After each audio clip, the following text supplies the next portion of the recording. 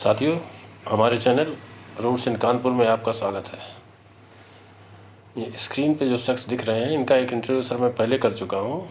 Mister Rajendra Awasthi, ये बहुमुखी प्रतिभा के धनी हैं और वर्तमान में ये यहाँ पे अपना ये पार्क है, उसका मीटिंग में पहले आज इनके बारे में आपको बता चुका हूँ। इस वीडियो में उन्होंने जो अपने इस पार्क में विभिन्न उपयोग के पौधे जो लगाए हैं उसकी उन्होंने जानकारी दी है, और दूसरे पार्ट में उन्होंने एक कविता कही है जो कि वर्तमान में कोविड के संदर्भ में आत्मविश्वास को, लोगों के मनोबल को बढ़ाने की है।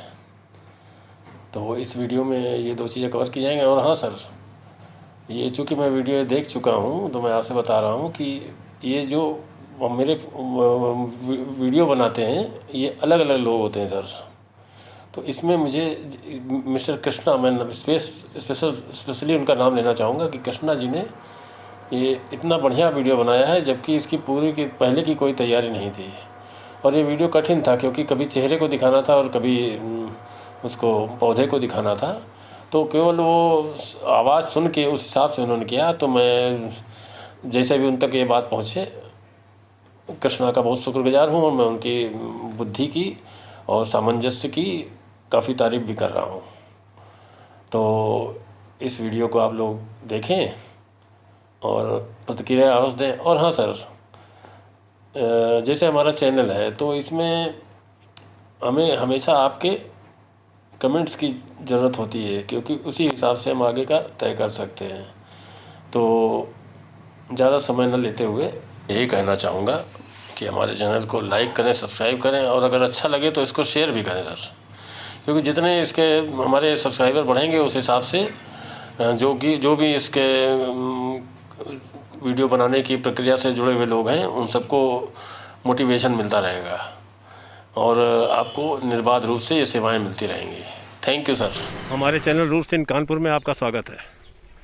आज एक नया दिन क्या शाम हो चली है, एक नया इंटरव्यू थोड़ा अलग सब्जेक्ट के साथ करने की कोशिश करते हैं। हमारे साथ हैं श्री राजेंद्र अवस्थी जी,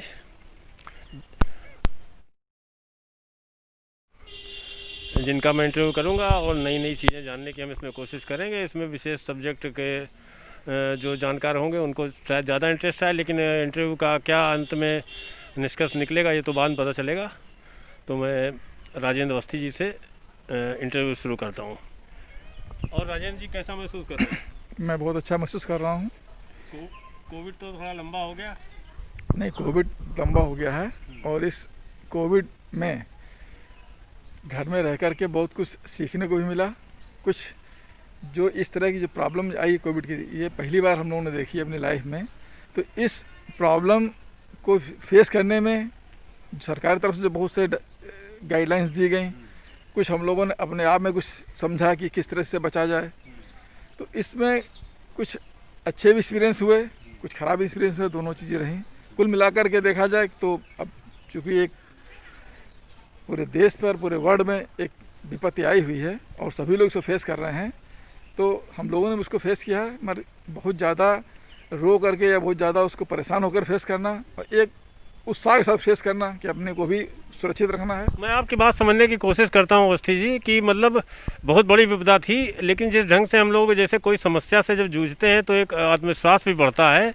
और ये हम लोगों ने ना कभी पढ़ी थी ना सुनी थी इस तरीके की समस्या आई। तो लेकिन वाकई में आपकी बातों से मुझे भी ये महसूस हुआ कि जिस ढंग से डील किया जा रहा है उससे लग रहा है कि जैसे हम कोई बड़ा किला फतेह कर रहे हैं, बड़ा काम है कुछ। भाई बड़ा काम तो था ही, इतना बड़ा काम था कि जहाँ पर और देशों में हज़ारों लोग पर डे के हिसाब से डेथ हो रही थी, उसके हिसाब से हमारे यहाँ बहुत कम डेथ हुई। और इस जो बहुत बड़ी महामारी आई थी उसमें हमारे माननीय प्रधानमंत्री जी ने भी उत्साह बढ़ाने के लिए कभी उन्होंने थाली बजवाई, कभी उन्होंने दीपक जलवाए। तो उन्होंने जो इस महामारी में जो फ्रंट लाइन पे जो हमारे सुरक्षाकर्मी लगे हुए थे उनका उत्साहवर्धन किया उन्होंने, और देश के लोगों का भी मनोबल कम नहीं होने दिया उन्होंने। एक चीज़ उनका ये भी है सर कि मतलब आपदा को अवसर, जैसे उनका एक तकिया कलाम सा है, ये चीज़ें उनके आती हैं। उनका मेन यही था, आपदा तो बड़ी है मगर हमें मिल के लड़ना है। उन्होंने सबसे बड़ी जो पॉइंट दिया उन्होंने अपने माननीय प्रधानमंत्री जी ने कि अगर हम लोग अलग अलग उस लड़ेंगे तो उसमें ना हम लोग न जीत पाएंगे, ना परेशान हो जाएंगे और पता नहीं कितनी सफलता मिले। मगर अगर हम लोग यूनाइट होकर के उस पर लड़ेंगे और अपने जो हमारे फ्रंट लाइनर हैं, जो इस विपदा में बहुत ज़्यादा फ्रंट लाइन पर काम कर रहे हैं, उनका उत्साहवर्धन करते रहेंगे तो बेटर हम लोग कर पाएंगे। और वैसा हुआ भी यहाँ पे।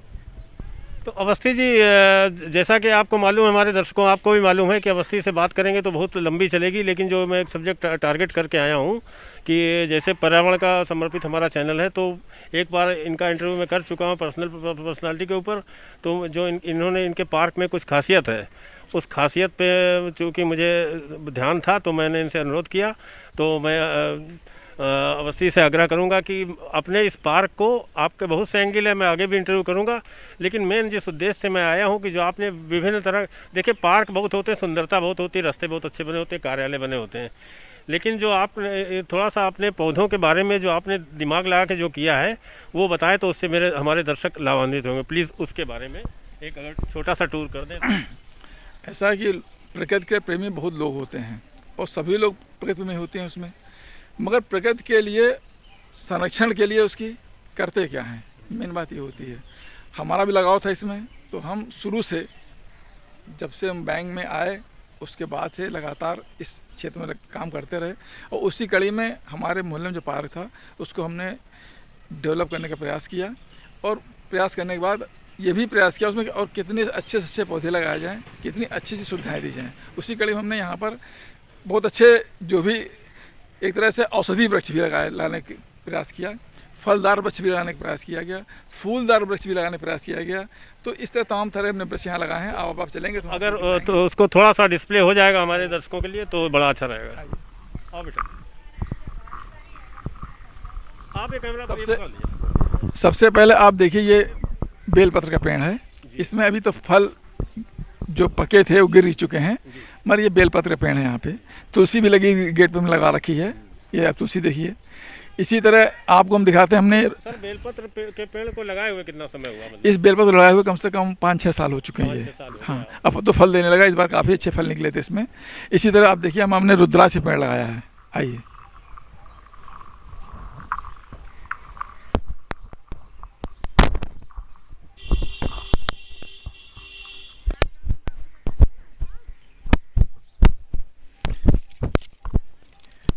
ये रुद्राक्ष के पेड़ है, इसको भी लगाया 1 साल हो गया। धीमे धीमे मंगवाया आपने? ये हम नर्सरी से लेकर आते हैं, इस श्यामनगर में नर्सरी है, वहाँ से लेकर आए थे। ये रुद्राक्ष के पौधा है। आइए हम और आपको पौधे दिखाते हैं।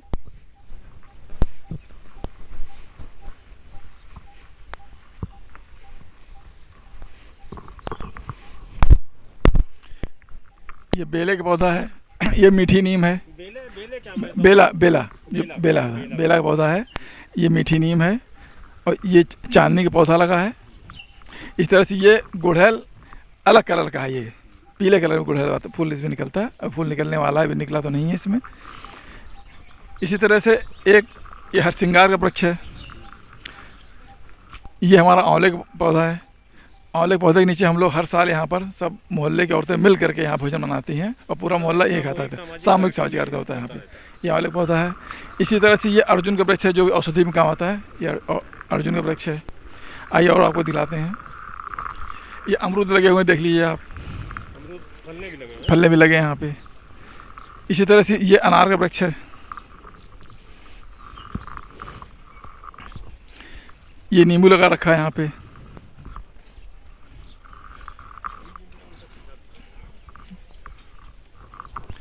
और हम आपको दिखाते हैं, ये गुलाब के पौधे लगे हुए हैं। अभी इनका सीजन नहीं, काफ़ी अच्छे फूल निकलते हैं यहाँ पे। सबसे अच्छी बात है, मैं आम का पौधा दिखा, इसमें आम लगा हुआ है। वो छोटा पौधा आप देखिए आगे, इसमें कितना बड़ा सा आम लगा हुआ है। बड़े साइज का है ही नहीं, छोटा ही रहेगा। हाँ, छोटे फल नहीं, फल लगा हुआ देखिए आप नीचे। बोनसाई वाला है क्या? हाँ हाँ, ये पौधा फल लगा हुआ उसमें। बड़ा फल दिखा देना उसमें।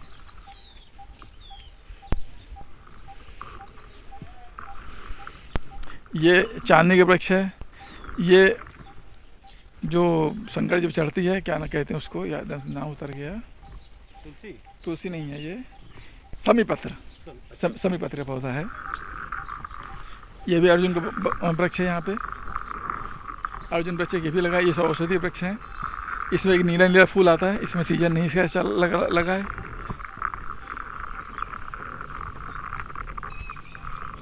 ये भी गुड़हल के नई प्रजाति, इसमें पीला और लाल मिल के फूल निकलता है। अलग तरीके के फूल है भी, हाँ अलग तरीके के फूल है ये। आपको इस पूरे क्षेत्र में ये भी नींबू का पौधा लगा हुआ है, यहाँ पे लगाया है नींबू पौधा लगा हुआ है। कहीं पे महुआ पौधा नहीं मिलेगा। हमने प्रयास किया, ये महुआ पौधा लगाया है जो अभी छोटा ही है, अब बढ़ना चालू हुआ है, तो महुआ लगाने प्रयास किया हमने यहाँ पे कि महुआ भी एक औषधि भी काम आता है। गुड़हल है, ये भी एक आम का वृक्ष लगाया गया है, ये भी नए कलम वाला वृक्ष है, इसमें बड़ा फल निकलेगा। लीची का वृक्ष लगाया हमने, ये लीची का पौधा है। तो सर जो ये आपने अलग अलग लगाए हैं, ये मतलब किसी योजना के तहत लगाए कि जो मिलता गया लगाए, कोई ना नहीं, कोई प्रयास किया कि हर तरह के पौधे हम लगाए यहाँ पर। आपने मतलब हाँ, यहाँ पूरा हरा भरा सब कर लिया। हाँ, क्या आपने सोचा कि ये सफ़ेद गुड़हल है। गुड़हल की कई प्रजाति हम लगा रखी है हमने। ये अमरूद पेड़ लगा रखा है यहाँ पे। उसके बाद आपने स्पेशली अलग अलग पौधे हमारा थोड़ा सा अलग। ये रात रानी का पौधा लगा है यहाँ पे। ये चांदनी की एक अलग वैरायटी है, वाइट पत्ती में। ये भी लीची का पौधा है। तो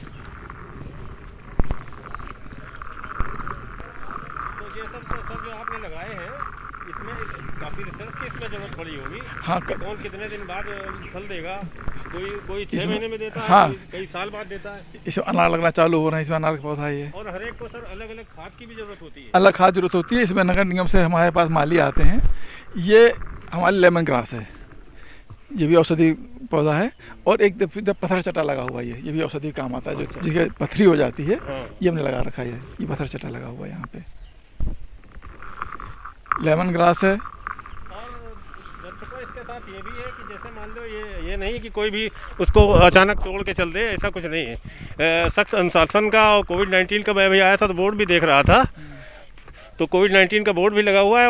अगर उसके पहले भी मैं आया था तो ये नहीं कि मतलब कुछ भी ऐसे भी चल जाएगा, पूरे डिसिप्लिन के साथ होता है। उसके बारे में अवस्थी से मैं बाद में फिर पूछूंगा, फिलहाल इसको पूरा कर लो।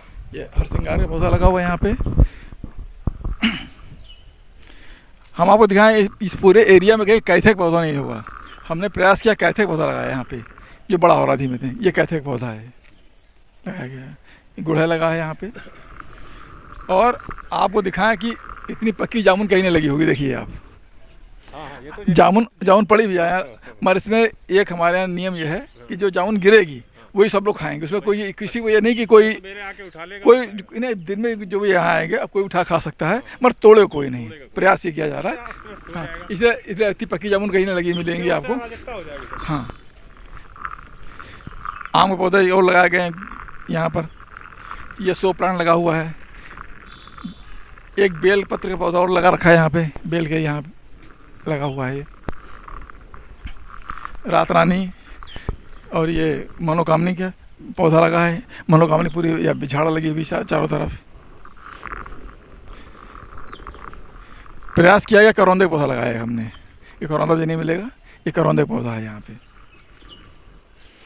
अमरूद, इसमें इस आम के वृक्ष में सब बहुत आम लगे थे, मगर आने सब गिर गए हैं।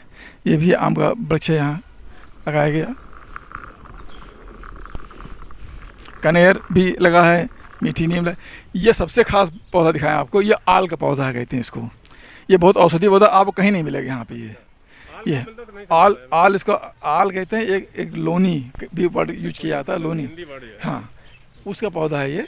इसमें बहुत बेले की तरह फूल निकलता है, बहुत खुशबूदार, हल्की बहुत अच्छी खुशबू होती है उसमें। और इसमें फल भी निकलता है जो किसी औषधि में काम आता है वो। और ये पौधा कहीं आपको जल्दी मिलेगा नहीं। ये उसको भी लगा हमने इसको हम गांव से अपने लेके, हाँ, इस पौधे को ये हम गांव से लेकर के आए थे।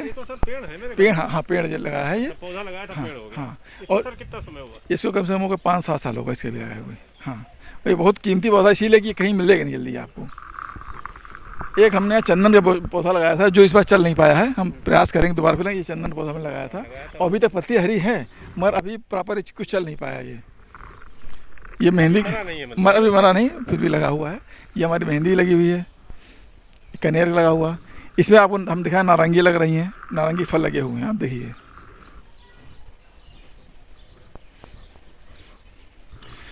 ये सुदर्शन का पौधा है,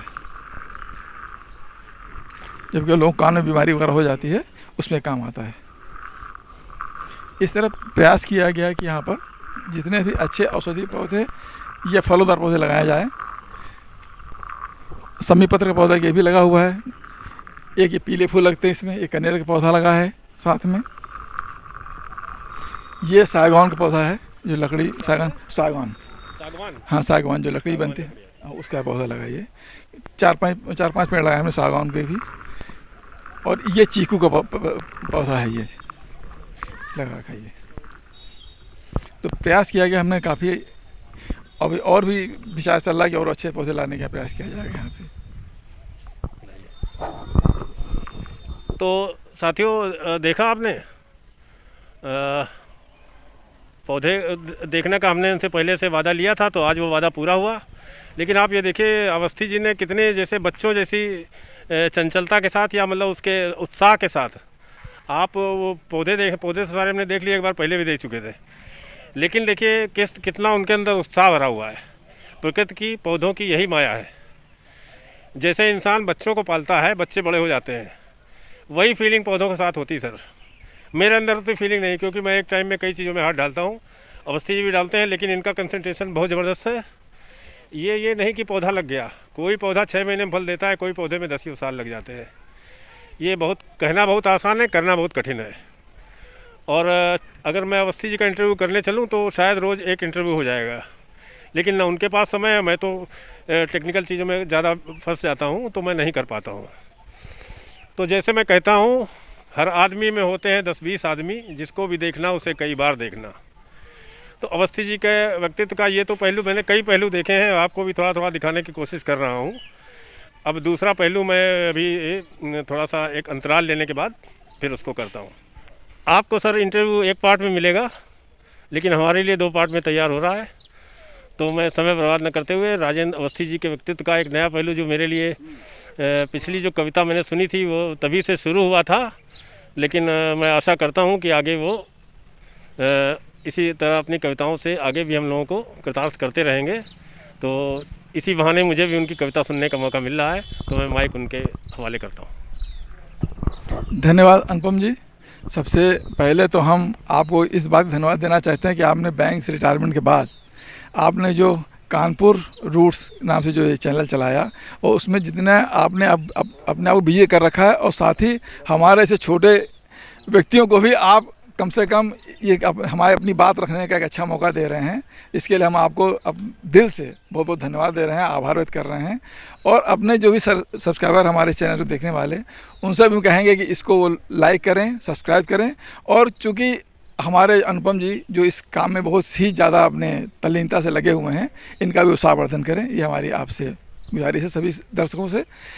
हमने इस रचना में प्रयास किया है कि लोगों को जो अंदर एक घोर निराशा, जो एकदम से उनके अंदर एक डर, भय इस समय व्याप्त हो गया है इस कोविड-19 के द्वारा, तो वो धीमे धीमे दूर हो। और हम उम्मीद करते हैं कि जिस तरह से हमारे पहले दिन अच्छे चल रहे थे, हम लोग उसी अच्छे दिनों में फिर पहुंचेंगे, इसमें हमें कोई शक नहीं है। आप लोगों को इसी तरह से अपने आप को धैर्य और धीरज बनाए रखना है। हम अपनी बात कविता के माध्यम से रख रहे हैं। जब हाल ना रहा वो, जब हाल ना रहा वो, ये भी हाल ना रहेगा।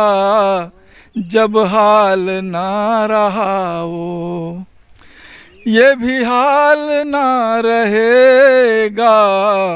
फिर से सजेगी दुनिया, फिर से सजेगी दुनिया। ये मलाल ना रहेगा। जब हाल ना रहा वो, ये भी हाल ना रहेगा। जब हाल ना रहा वो, गूंजेंगी मंदिरों में फिर घंटियों की सरगम। गूंजेंगी मंदिरों में फिर घंटियों की सरगम। जय राम राधे कृष्णा, हरि ओम बोल बम बम। जय राम राधे कृष्णा, हरि ओम बोल बम बम। प्रभु की कृपा से गम का प्रभु की कृपा से गम का कोई सवाल ना रहेगा, जब हाल ना रहा ये भी हाल ना रहेगा, जब हाल ना रहा वो। मातम मनाती गलियां गुलजार फिर से होंगी, मातम मनाती गलियां गुलजार फिर से होंगी, फिर से मनेंगे उत्सव, फिर महफिलें सजेंगी, फिर से मनेंगे उत्सव, फिर महफिलें सजेंगी। खुशहाल होगा जीवन, खुशहाल होगा जीवन, कोई बेहाल ना रहेगा, जब हाल ना रहा वो। ये भी हाल ना रहेगा, जब हाल ना रहा वो। ये कामगार फिर से सब काम पर लगेंगे, ये कामगार फिर से सब काम पर लगेंगे, खुशियों के गीत फिर से हर खेत में बजेंगे, खुशियों के गीत फिर से हर खेत में बजेंगे। अब देश आत्मनिर्भर, अब देश आत्मनिर्भर हर हाल में रहेगा, जब हाल ना रहा वो। ये भी हाल ना रहेगा, जब हाल ना रहा वो। है दौर मुश्किलों का, डरना नहीं है लड़ना, है दौर मुश्किलों का, डरना नहीं है लड़ना। जहाँ भी रहे जहाँ भी इस मंत्र को समझना, जहाँ भी रहे जहाँ भी इस मंत्र को समझना। सदियाँ गुजर गई हैं, सदियाँ गुजर गई हैं, ये भी साल ना रहेगा, जब हाल ना रहा वो, जब हाल ना रहा वो। ये भी हाल ना रहेगा, फिर से सजेगी दुनिया, फिर से सजेगी दुनिया। ये मलाल ना रहेगा, जब हाल ना रहा वो, जब हाल ना रहा वो। ये भी हाल ना रहेगा, जब हाल ना रहा वो। धन्यवाद। बहुत अच्छे अवस्थी जी। अवस्थी जी के व्यक्तित्व का अनछुआ पहलू था, बस इसमें एक ही कमी थी कि ऑडियंस नहीं थी लेकिन ईश्वर चाहेगा तो ऑडियंस भी होगी। जब हाल ना रहा हो तो ये हाल भी ना रहेगा। तो अवस्थी जी के व्यक्तित्व के दो पहलू देखने को मिले, लेकिन दोनों में एक चीज़ कॉमन थी कि जैसे कंसीव करता है, जैसे पौधे को एक पैदा करके बड़ा करने का सुख होता है, उसी तरीके से एक कविता ऐसे नहीं कि सब कागज़ पे कुछ भी उकेर दिया। अगर उन शब्दों को सुनेंगे तो आपको पता चलेगा कि नहीं जो है इसके पीछे कितनी पीड़ा, कितना उससे किस दौर से गुजरता है कवि जो होता है। और हमारे अवस्थी जी तो एक ऐसे व्यक्तित्व रहे हैं जिनका जो है हर क्षेत्र में योगदान रहा है। तो इसी तरीके से इनके व्यक्तित्व के पहलुओं के, इनके अभी ये जो इनका बगीचा है इसका पूरा नहीं हो पाया सर, तो इसको भविष्य में इसको फिर किया जाएगा। ये हमारा श्रृंखला समझिए। तो इन्हीं शब्दों के साथ में अपनी बात समाप्त करता हूँ। हमारे चैनल को लाइक करें, सब्सक्राइब करें, बेल आइकन ज़रूर दबाएं। Thank you.